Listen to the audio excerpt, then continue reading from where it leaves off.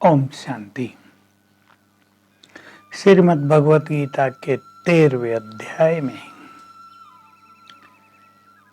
13 तो सब कुछ 13 कर दें। हम अपने जो विकार हैं उनको भी समर्पित कर दें परमात्मा को, उसके यज्ञ में हवन कर दें उनका भी। तो ज्ञानी के लक्षण गिनाते हुए भगवान कह रहे हैं, भोग में उनकी अनासक्ति होगी, भोग विलास में आसक्ति नहीं हो जाएगी। पुत्र, स्त्री, घर सब में आसक्ति का अभाव होगा, यानी आसक्ति नहीं होगी। मन वाणी में सरलता होगी, दंभाचरण नहीं होगा, किसी को किसी प्रकार से सताएंगे नहीं। ये ज्ञानी के लक्षण। आज हम आगे बढ़ रहे हैं। कल हमने इससे पिछले एपिसोड में कुछ बातें आपके सामने रखी थी। दंभ आचरण, कई ज्ञानियों में भी दंभ आचरण माना व्यवहार अहंकार से भरा हुआ, ईगो से भरा हुआ बिहेवियर उनके हर बिहेवियर में दिखता है। व्यक्ति अहंकार से बात करता है, ठीक से बात नहीं करता। आचरण में दंभ है, इसके दम नहीं, दंभ, ईगो। तो जो ज्ञानी है, ज्ञानी का सबसे बड़ा लक्षण ही है कि उनका व्यवहार बहुत स्वीट सॉफ्ट होता चले। अगर व्यवहार में सरलता नहीं आई तो ज्ञानी कैसे? फिर तो देखिएगा ज्ञानी का व्यवहार, जो बुरे वचन बोलता है, जो दूसरों को सताता है, जो दूसरों का धन हड़पता है। अंतर क्या हुआ ज्ञानी और अज्ञानी में? हम ज्ञानी हैं, हमें सत्य ज्ञान प्राप्त हुआ है, हमें आत्मज्ञान प्राप्त हुआ है। तो जितना हमारा ज्ञान बढ़े उतना ही हमारा आचरण श्रेष्ठ बने, स्वीट, सम्मानपूर्ण, दूसरों को सुख देने वाला। तीसरी जो बात कही है, किसी को भी किसी प्रकार से भी सताया न जाए, ये ज्ञानी के लक्षण हैं। अब देखो मनुष्य कैसे कैसे सताता है। बोल से, दृष्टि से भी सताता है, व्यवहार से भी सताता है, अंदर में थोड़ी निगेटिव फीलिंग रखता है, उसका भी असर दूसरों पर आता है, सताता है। दूसरों को दुख देते हैं तो कितनी समस्याएं बढ़ती हैं परिवारों में, संगठनों में कितनी समस्याएं बढ़ती हैं। आप उस अधिकारी को देखो जो सदा ही क्रोध में रहता है, जो सदा ही दूसरों से थोड़ी सी असम्मान पूर्वक बातें करता है। ऐसे अधिकारी से लोग कितने डरेंगे, और इस भय के कारण और उसके क्रोध के कारण कार्य पर कितना बुरा असर पड़ेगा। कोई गलती भी कर दी किसी ने, कोई राय लेनी, कोई बात पूछनी, लोग जाते हुए डरेंगे तो काम बिगड़ने लगेगा, एफिशिएंसी घटने लगेगी, दूरी बढ़ने लगेगी। और जहाँ किसी भी टीम में दूरी बढ़ती है बड़ों से, समझ लो संगठित कार्य सफल नहीं होता है। हर व्यक्ति गैर जिम्मेदाराना हो जाता है, सच्चे मन से सहयोग नहीं देता है। तो हम किसी को किसी तरह सताएं नहीं।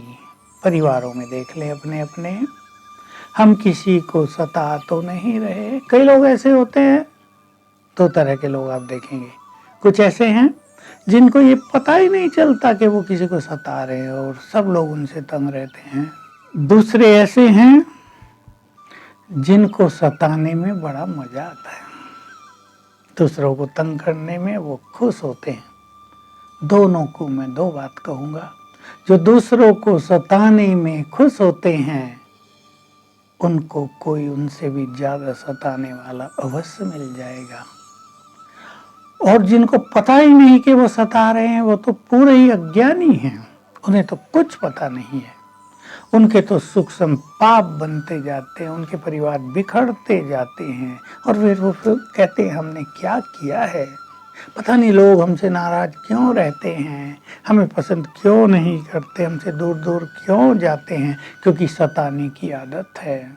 तो हम दूसरों को सताएंगे तो हम सुखी नहीं रह सकेंगे। ये सिद्धांत सभी ग्रस्त वालों को समझ लेना चाहिए। इसलिए श्रीमद् भगवत गीता का ये सुंदर संदेश किसी को भी सताना नहीं है, सबको सुख देना है। कितना कल्याणकारी है। कई ज्ञानियों के भी ये ऐसे व्यवहार हो जाते हैं।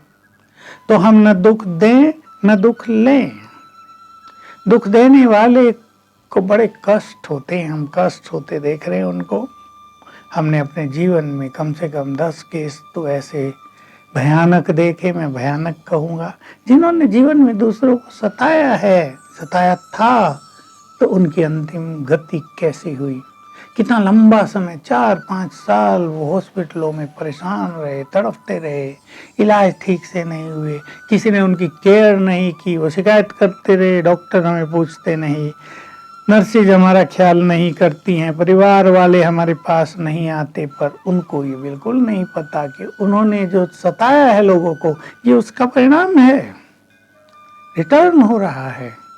दूसरे भी उनसे वही व्यवहार कर रहे हैं जो उन्होंने दूसरों से किया था, अपनों से किया था। तो हम अपनी अंतिम यात्रा को भी जरा ध्यान में लाएं, हमारा अंत सुहाना हो, इसको भी ध्यान रखें। हमारा वर्तमान सुखद हो, प्यार से भरा हो, इसको भी ध्यान रखें। तो हम किसी को सताएंगे नहीं। बस इतना संकल्प करें, जो एक बात वेल नोन है लेकिन लोग भूल जाते हैं, जैसा व्यवहार हम दूसरों से चाहते हैं वैसा ही व्यवहार हम दूसरों से करें भी। देख लो हम कैसा व्यवहार चाहते हैं। आपने भोजन बनाया है, थोड़ा सा नमक कम रह गया है, स्वाद में थोड़ी सी कमी रह गई है। अब आप क्या चाहेंगे कि जो खाने वाले हैं, मेहमान भी आए हैं, वो कैसा व्यवहार करें हमसे, एप्रिशिएट तो करें। अगर वो नहीं करते तो आप पर क्या बीतती है। हमने इतनी मेहनत की, लेकिन देखो किसी ने कुछ कहा भी नहीं कि बहुत अच्छा भोजन था। और अगर वो आपको डांटने लगे, बुरा बोलने लगे, थाली फेंकने लगे, तो कैसा लगेगा। ऐसा ही व्यवहार हम भी दूसरों से करें। तो हमें किसी को भी सताना नहीं है। बहुत सुंदर विषय है, मन वाणी की सरलता। ये ज्ञानी का बहुत ही प्रत्यक्ष लक्षण है, स्वरूप है। ज्ञानी होकर जब मनुष्य अपने अभिमान को जीतता जाता है, जब वो अपने क्रोध को जीतने लगता है, तो उसका मन और उसके वचन, उसके बोल दोनों में सरलता आ जाती है। सरलता को बहुत लोग समझते नहीं। मैं 1-2 उदाहरण देता हूँ। आपको कोई सीरियस बीमारी भी हुई है, अगर आप सरल चित्त हैं तो आप हमेशा ये सोचेंगे कोई बात नहीं, बीमारी आई है चली जाएगी। किसी ने कुछ आपको कह दिया है, आप सोचेंगे कोई बात नहीं, आज उसका मूड ठीक नहीं था, थोड़ा गुस्से में था, कोई कह दिया, कुछ कह दिया तो क्या हुआ। ये सरल चित्त आत्मा के लक्षण है। आज सफलता नहीं हुई कार्य में, सरल चित्त व्यक्ति सोचेगा कल और मेहनत करेंगे, कल सफल हो जाएंगे, आज यही होना था, इसलिए हल्के हो जाओ। ऐसा व्यक्ति सरल चित्त होगा। बोल भी उसके फिर इसी तरह से निकलेंगे। मान लो एक व्यक्ति आपके परिवार में कुछ ऐसा वैसा करता है, सरल चित्त व्यक्ति के बोल निकलेंगे कोई बात नहीं, सब ठीक हो जाएंगे, सब अपने को चेंज कर रहे हैं, सब सुधरते जाएंगे, हमारे घर में बहुत अच्छी शांति हो जाएगी, सबका प्रेम बढ़ा रहेगा। अगर कोई गलती कर देता है तो सरल चित्त व्यक्ति उसको शिक्षा भी सहज भाव से देते हैं, प्यार से देते हैं, सम्मान पूर्वक देते हैं।